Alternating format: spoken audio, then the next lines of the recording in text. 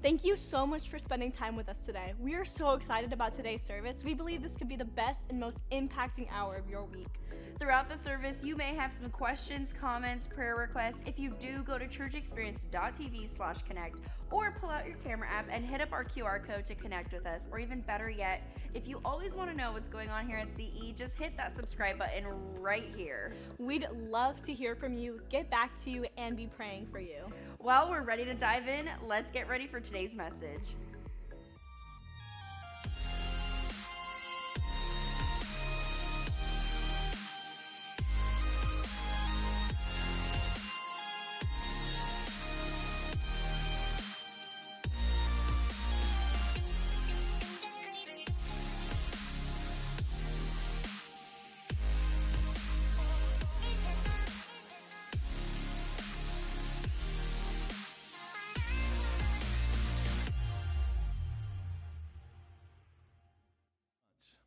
When I was a teenager, I had, maybe you had too, something called a curfew. Anybody else have a curfew when you were a teenager?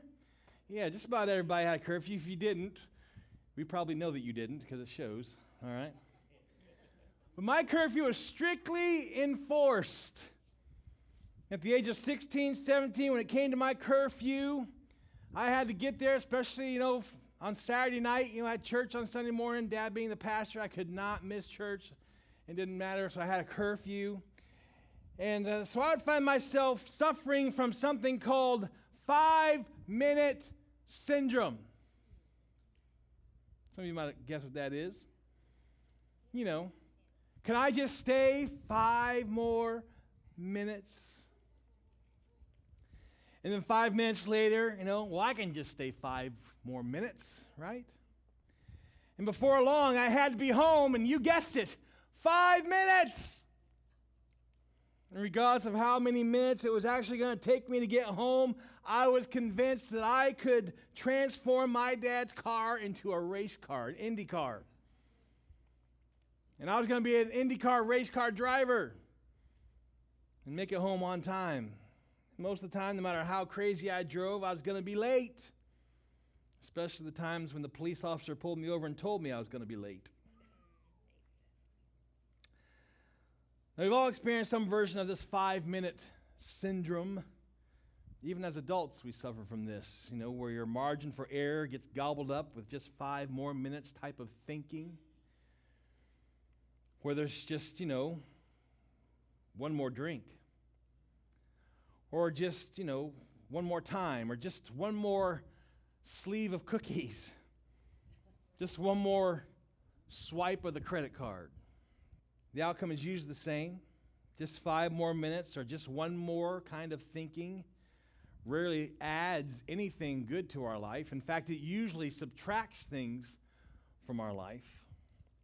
While it's been a while since curfew dictated your driving habits, your current driving habits are in fact still influenced by a similar dynamic, because unless you're a very unusual driver here today, you drive either at or slightly above the posted speed limit, don't you? Don't lie to the pastor. And while most of us feel little to no guilt driving faster than the posted speed limit, none of us wants to get pulled over, right? We don't need that inconvenience in our day. And so what do? We choose the speed that we're convinced allows us to break the law while avoiding an encounter with the law, right? So what's my point? Well, whether it's curfew, whether it's diet, driving, or spending, our natural inclination is to live as close to the line as we possibly can and get away with it. Some of you are like, which line? Well, the line between legal and illegal, right? Or the line between responsible or irresponsible, or the line between moral and immoral, or ethical and unethical, or I'm still in control, or I need help, right? And it's kind of human nature. It's human nature to snuggle up to the edge of irresponsibility, to the edge of disaster, the edge of embarrassment, and to stay there as long as we can get away with. It's human nature to get by with as much as we can without becoming our own worst enemy, without being grounded, perhaps, if we're a teenager, or embarrassed, or expelled, or fired if we're adults, kicked out of the house. And fueling this constant flirtation with disaster is a flawed assumption that informs so many of our decision making. And it hinders our ability to make some good decisions. And this assumption is why I think we're so comfortable living, dating, spending, eating, drinking, driving right on the edge of embarrassment or worse. And here's the assumption I'm talking about right here. If it's not wrong, it's all right. Or if it's not illegal, then clearly it's permissible. Or if it's not immoral, then it's acceptable. And if it's not over the line, well, it's fine. That's the assumption we kind of live with when making our decisions. Now, if the problem with this kind of thinking isn't immediately clear, then just look at it through the lens of being a parent. How many of you are parents in here? You've at one point either have kids or you've raised your kids. If you're a parent, I bet you don't set the bar that low for your children. Am I right? You don't set the bar that low for anybody that you care about. The only one you set the bar that low for is yourself. Because essentially, we're asking, well, how low can I go, right? Or how close to bad can I get without actually being bad? Or how close to wrong can I get without actually doing something wrong, right? How close to sin can I get without actually sinning? I deal with that issue with people in our church all the time. How close can I get on the edge before I actually go over the cliff? But it doesn't stop there, does it? Because before long, we're asking, well, how far over the line can I go? We've crossed the line. Well, how far over the line can I go without getting caught? Or experiencing any consequences? How unethical, how immoral, how insensitive can I be without creating unmanageable outcomes? How long can I neglect my family or my finances or my health without feeling the effects? How much can I indulge in an addictive behavior without actually becoming addicted? We live that way all the time. And it's a slippery, dangerous slope. It all begins by asking the wrong question. And it's the question we ask all the time. It's on the screen. Is there anything wrong with this? That's the wrong question. Drawing our lines, setting our limits, establishing our moral or ethical standards on the borderline between right and wrong, on the borderline between legal, illegal, healthy, unhealthy, eliminates any margin for error. And it's a foolish, dangerous way to live. The question isn't, is there anything wrong, illegal, immoral about what I'm doing? There's a better question. A question that, if asked and answered honestly and then acted upon, will ensure making a better God-pleasing decision, because that's what we're after, right?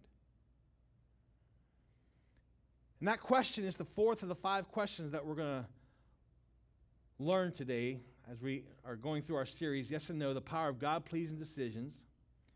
Just a little bit of a review. As we have said throughout this series, good questions and good decisions go together. They're attached.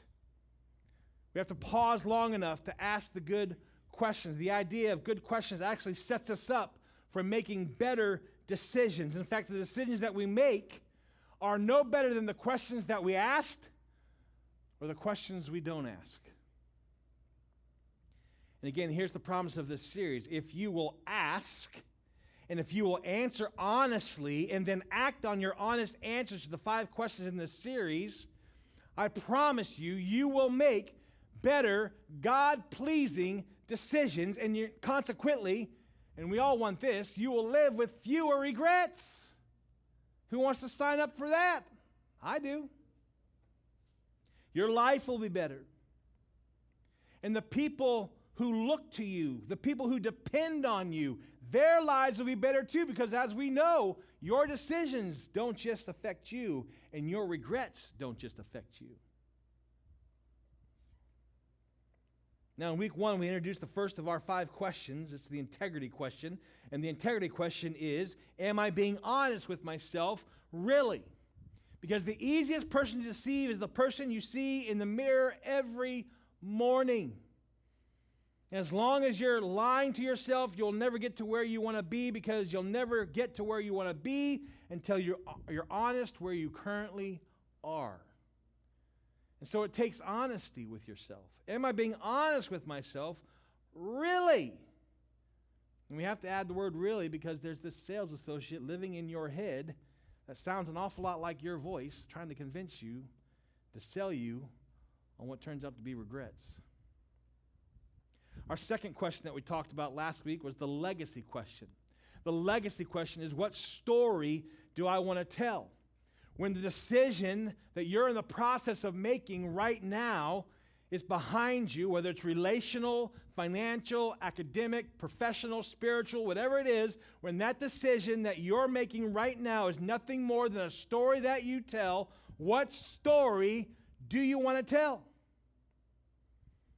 And the good news is, you get to decide. Because you decide the story of your life one decision at a time. Then last week we explored the third of our 5 questions, the conscience question. And the conscience questions ask, is there attention that deserves my attention? In other words, while I'm making a decision, while I'm considering the options, does one of those options create a tension inside of me, a red flag, a check in my spirit that I need to pay attention to? It's called your conscience. And God put it in there. Does something about this just not feel right? If so, you need to pay attention to it. You need to pause. Don't ignore it. You don't know what it is. You can't put your finger on it just yet. But something about this decision, something about this, what I'm getting ready to choose to do, doesn't feel right. You need to stop, pause, pay attention to the tension and figure out what's going on there. Because God is probably prompting you to save you from regrets. And that brings us at last to our 4th question that we're going to look at today. And this one's called the maturity question. Now, the reason we call it the maturity question is because asking it requires and is evidence of what? Maturity. And refusing to ask this question, well, it takes us back to our verse that we've been looking at every week in Proverbs. The one I suggested you memorize, Proverbs 27:12. How many of you haven't memorized yet? Here we go. Proverbs 27:12 is on the screen. Let's read it together. The prudent see danger and take refuge. Pause right there. Prudent people are mature people. Okay? They see danger and they take action. That sounds easy, but most of us are the next part. But the simple, the unwise, the immature see danger and they what? Keep going, and what happens? They pay the penalty. They suffer for it. So let's put this all together. Let's read it together. Here we go. The prudent see danger and take refuge, but the simple keep going and pay the penalty. Read again. The prudent see danger and take refuge, but the... You need to memorize that verse. That verse will save you from a lot of headaches and regret. We want to be the mature, prudent people. When making decisions of any magnitude, I want you to ask this maturity question. Here it is. What is the wise thing to do? What's the wise thing to do? See, the earlier in life you understand this question, it will save you from a lot of heartache and pain. I wasn't asking this question at 16, 17, 18, 20, even 25, even 30. And I've got stories of regret I could tell you. And so the earlier you get this down, what is the wise thing for me to do here? We're making a decision of any magnitude, of any consequence. We need to pause, ask the question, okay, wait a minute here. What's the wise thing for me to do? The option you're considering, it may be legal, all right? It may be acceptable. It may be permissible. It might be industry standard. It's not even immoral. But is it wise? Is it wise?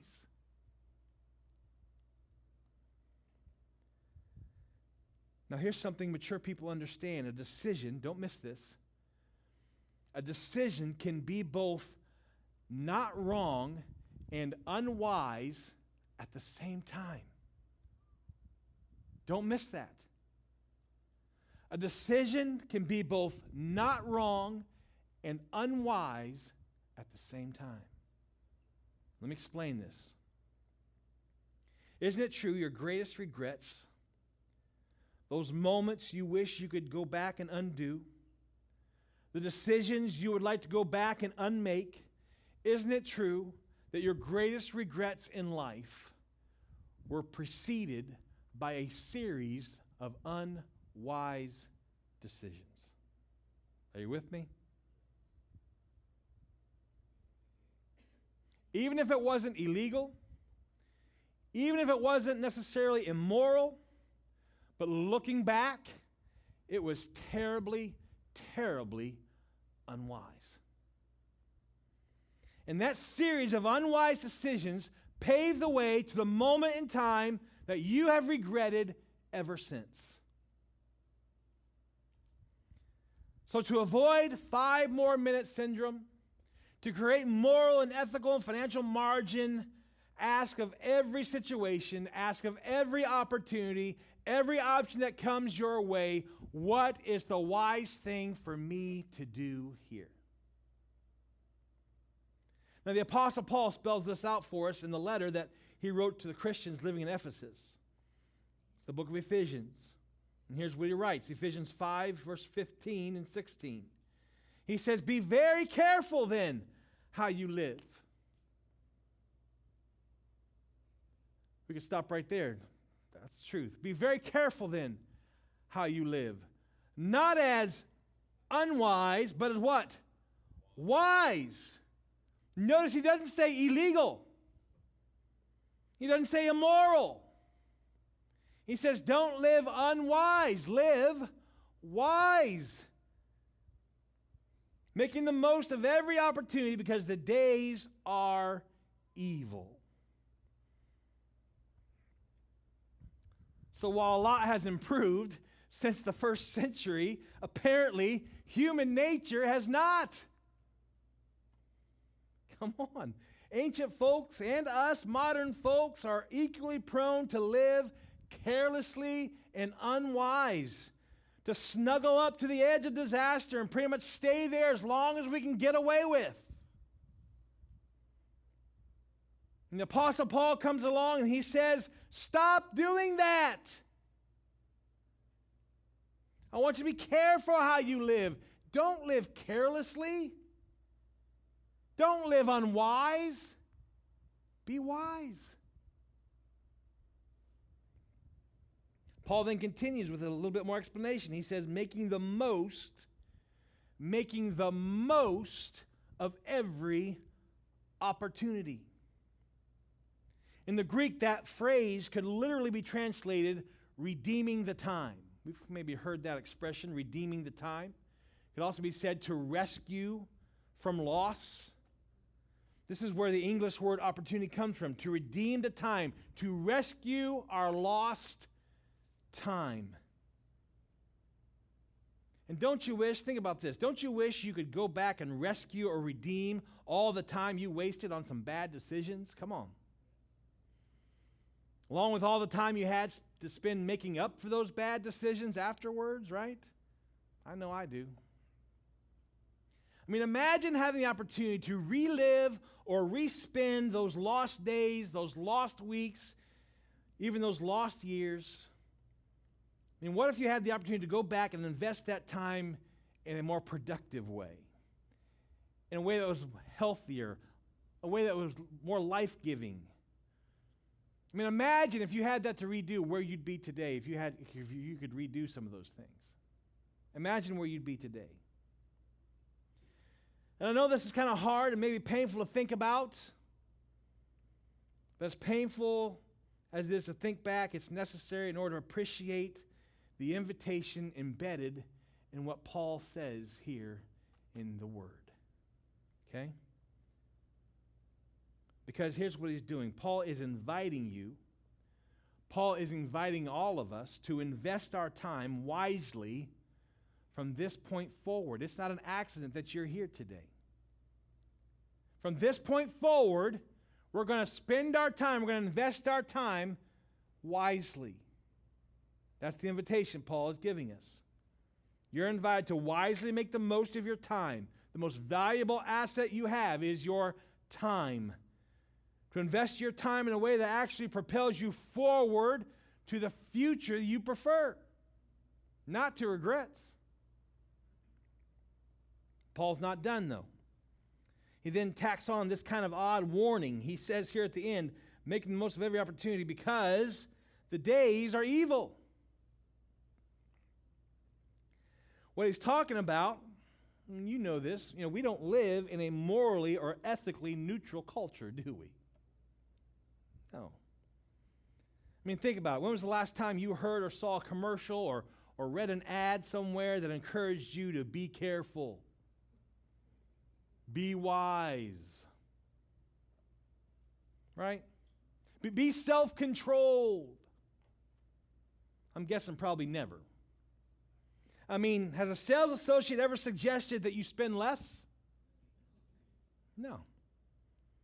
Has he ever suggested you exercise self-control? Go home and think about it? No way. Which means, and this is Paul's point, don't expect the world around us, okay, that doesn't know Jesus to help us with any of this. The sales pitch of culture is what? Do it now. Spend it now. Not later, now. It's spend more, right? Not less, spend more. Live foolishly on the edge. You deserve it. And this is why our fourth question, practically speaking, may be the best question ever. And that's why it's definitely called the maturity question. Okay? Now, this question, what is the wise thing to do, is most effective if we're going to apply this to our life, looking at through three different perspectives. Okay? The perspective of your past, the perspective of your present, and the perspective of your future. All right? So when we ask this question, what is the wise thing to do, the most effective way to look at is from different perspectives of your past, your present, and your future. Okay? And so we can ask this same question kind of like this. In light of my past experience, my current circumstance, and my future hopes and dreams, what is the wise thing for me to do? In fact, I want us to read this out loud together. Ready? Here we go. 1, 2, 3. In light of my past experiences, my current circumstances, and my future hopes and dreams, what is the wise thing for me to do? Every decision, every invitation, every opportunity that comes your way needs to be filtered through that question. In light of my past experience, in light of my current circumstances, my future hopes and dreams, what is the wise thing for me to do? So let's break this down. Let's take the first part. the past, your past perspective, in light of my past experience. You're probably familiar with the expression that those who don't learn from the past are what? Doomed to repeat it, right? We've heard that before. Another way to say it would be if you don't pay attention to what got us into trouble yesterday, you're going to be heading for the same trouble tomorrow. Not quite as catchy, but that's the practical way of looking at it, right? Because our past predisposes us to specific temptations, addictions, blind spots. So in light of our past, where you are prone to fail, where you have failed in your past, because of something in your past, what are the things that tempt you? What are some blind spots? What has tripped you up in the past? In light of your personal past experience, what's the wise thing for you to do now? Not what culture says is the wise thing to do. Not what everybody else is doing. What's the wise thing for you to do based on your past experiences? Every decision, every invitation, every opportunity that comes your way needs to be filtered through that question in light of my past experiences. The next part of that says, in light of my current circumstances. In other words, what's going on right now? In light of your current circumstances, in light of your current state of mind, what's the wise thing for you to do? So, am I tired? What's the wise thing for me to do? Am I angry right now? What's the wise thing for me to do? Am I feeling lonely? Well, then what's the wise thing for me to do? Am I hungry? Because you're not you when you're hungry, right? What's the wise thing for you to do? In light of where you currently are, what's currently going on, what's the wise thing for you to do? For example, did you just get out of a bad relationship? Would it be wrong to just jump back into another one right away? Well, maybe not. But in light of your recent circumstances and the toll of your emotions that it has taken on you, would it be the wise thing for you to do right now? Maybe you need to let your heart heal. It's those type of questions. It's that type of thinking. So in asking this fourth question, we would do well to take into account what your life is like right now. What's going on in your life. Remember, our greatest regrets, we said this a minute ago, was preceded by a series of unwise decisions. And from this day forward, it doesn't have to be that way. So jumping back into the dating game on the heels of a divorce or a breakup, it's probably a gateway decision that's probably going to lead to further regrets if you do it right away. So in light of your current circumstances, what's the wise thing to do?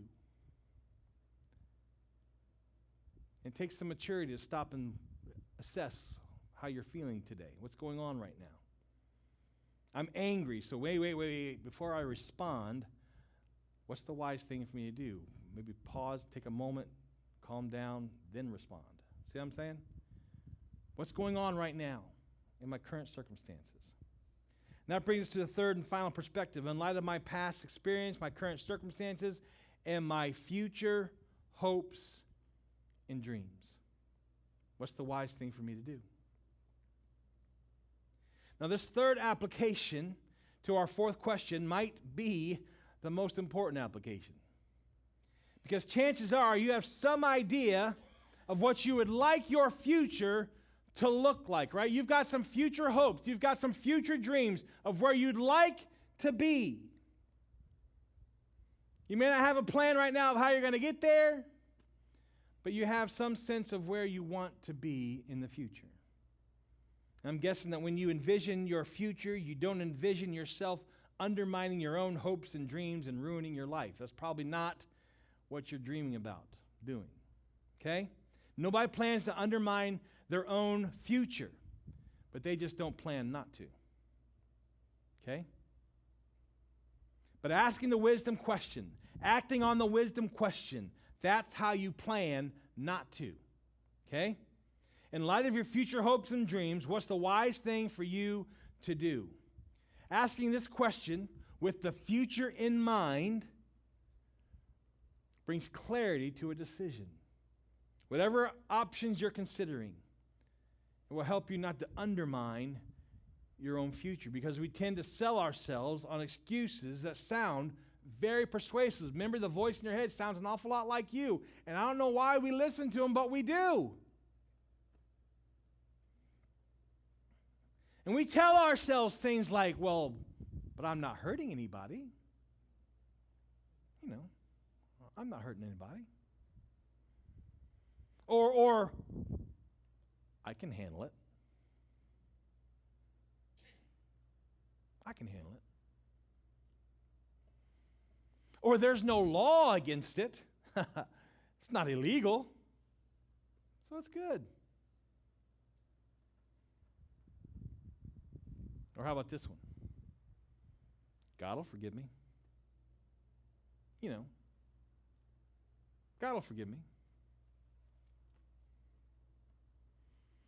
And our excuses are persuasive because they're mostly true. You aren't doing anything wrong yet. You can handle it initially. It isn't illegal. God will forgive you.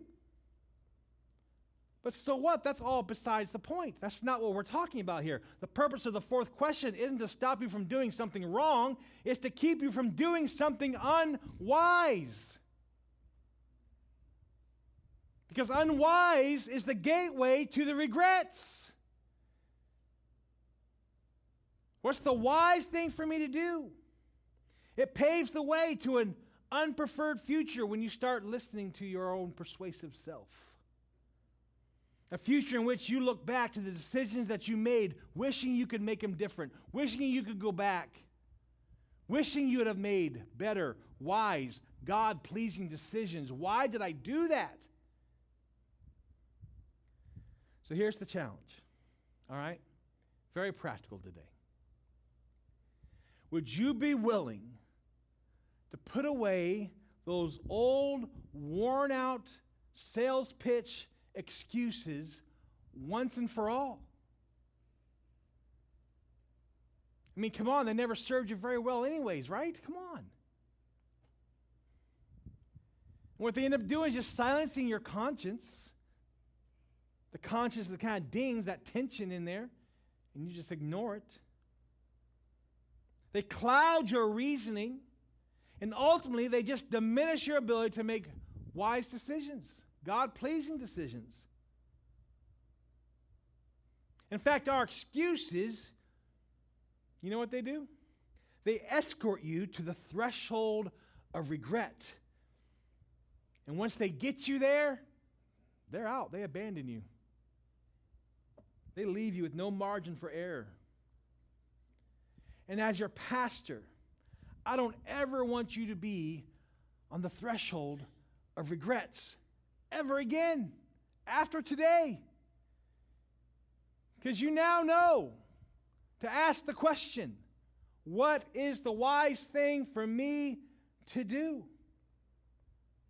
So just decide right now to be done with all that. Are you with me on that? Starting today, we're going to ask a different question. We're not going to ask what's wrong. Is it wrong? We're not going to ask how close to the line I can get or how far past the line I can get away with before it becomes unmanageable. But rather, we're going to make a decision to make the decision, when there's any magnitude of decision, to ask the question, a better question, the maturity question, what is the wise thing for me to do? And so we're going to put it on the screen. I want you to ask this question with me, okay? What is the wise thing to do? Say it with me. What is the wise thing to do? What decisions are you contemplating right now? How close to the edge are you getting of regrets? stop. Ask the question, wait a minute. What's the wise thing for me to do in light of my past experiences, my current circumstances, my future hopes and dreams? What's the wise thing for me to do? Like in light of where you want to be financially 5 or 10 years from now, what's the wise thing for you to do now, right? Where do you want to be relationally? Where do you want to be academically, professionally, spiritually 5 or 10 years from now? What's the preferred future? If that's your future, if you want to get to that point, what's the wise things to do now? I mean, you're going to be somewhere 5 or 10 years from now, Lord willing. So shouldn't you start deciding better decisions to get to where you want to be? Everybody ends up somewhere in life. And I want you to decide to live and end up somewhere on purpose, somewhere where there's wisdom, where wisdom paves the way to a better future. I want that for you. God wants that for you. So come on, think about it. Where do you want to be?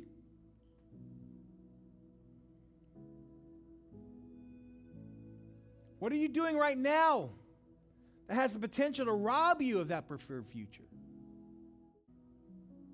That could be a hard question to answer, honestly. Which again takes us back to the first question. Are you being honest with yourselves, really, about what you're currently doing? Are you looking at it with the future in mind? That what you're doing now may jeopardize where that's going to where you're going to end up? Man, this is especially true for young adults, teenagers. The decisions you make now will have impact on your future.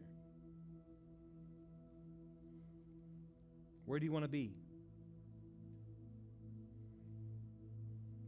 I mean, come on.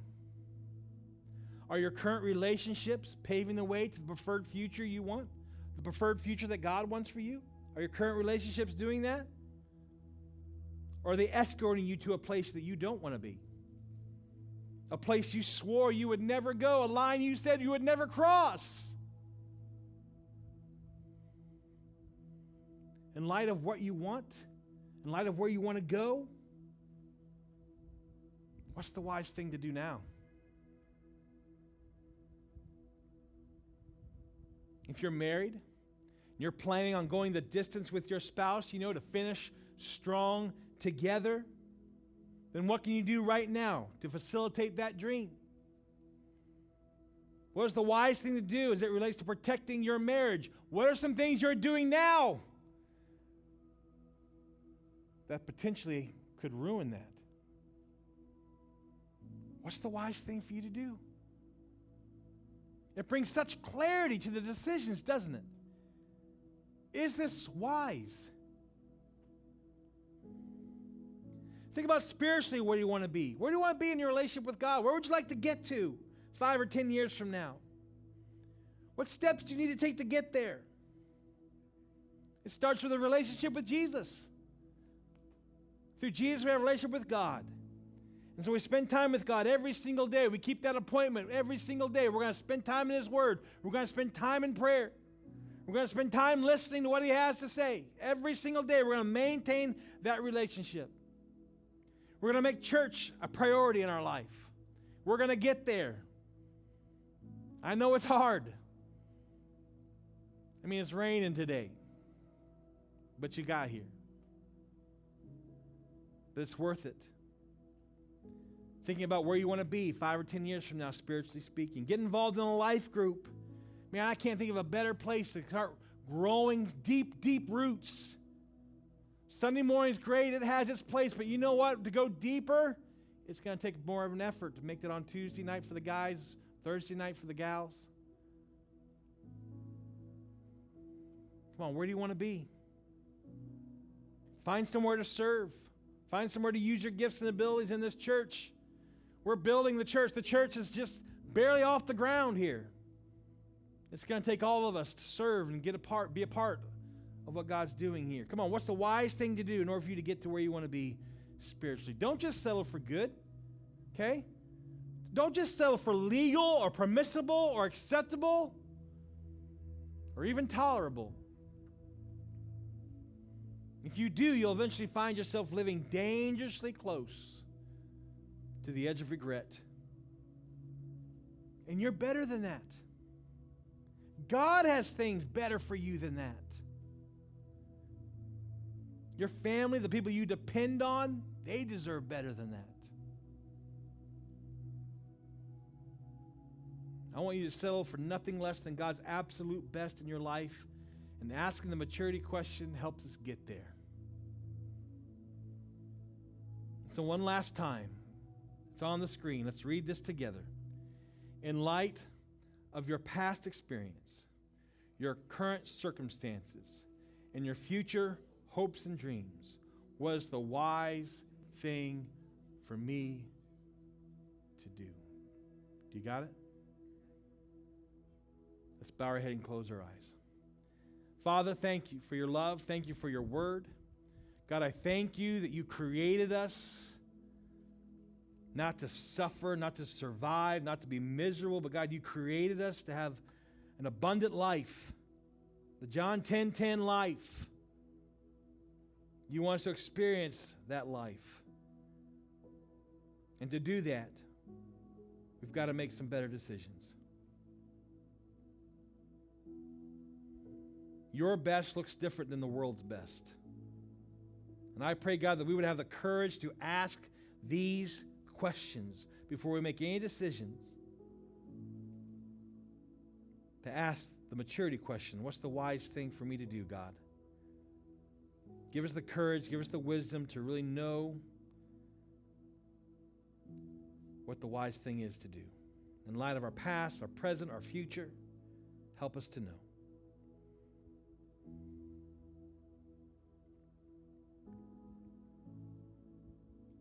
Some of you in here, heads bowed and eyes closed, some of you may not have that relationship with Jesus yet. And I can't think of any better decision you could make today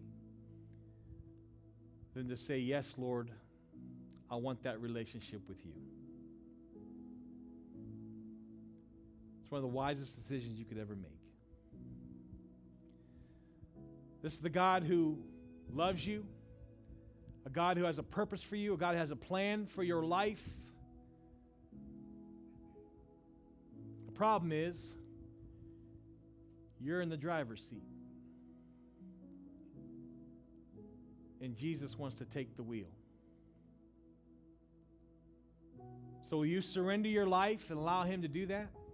Will you slip over to the passenger seat and God, just say, God, you take the wheel. I surrender my life to you. I want you to call the shots. I want to follow you. I've been trying to do it my way for too long, and it's got me nowhere. And if that's you today and you're ready to start that relationship with Christ, you're ready to slide over to the passenger seat and let Jesus take the wheel, if that's you today, that's your prayer, with nobody else looking around, will you just slip your hand up so I can see it? I want that today. Just slip your hand up. Yep, thank you. Thank you. Thank you. Thank you. Father, you've seen these hands. I pray that you would do a work in their heart. Help them to know you like they've never known you before. Help them to surrender their life to you and allow you to call the shots. If you raised your hand, I'm going to ask you to just repeat this prayer after me. And I want everybody in the whole auditorium to pray this prayer out loud. I don't want anybody to pray alone. And so would you just repeat these words, everybody out loud together. Dear Jesus, thank you for opening my eyes to the truth today. Thank you for loving me. Today I am deciding to surrender my life to you. I want you to take the wheel. I want you to be the one that calls the shots. Forgive me, and forgive me for trying to live life my way. I want to live life your way from this point forward. In Jesus' name, amen. I believe if you sincerely said that prayer today, you are a new creation in Christ, and that is worth celebrating. Are you with me?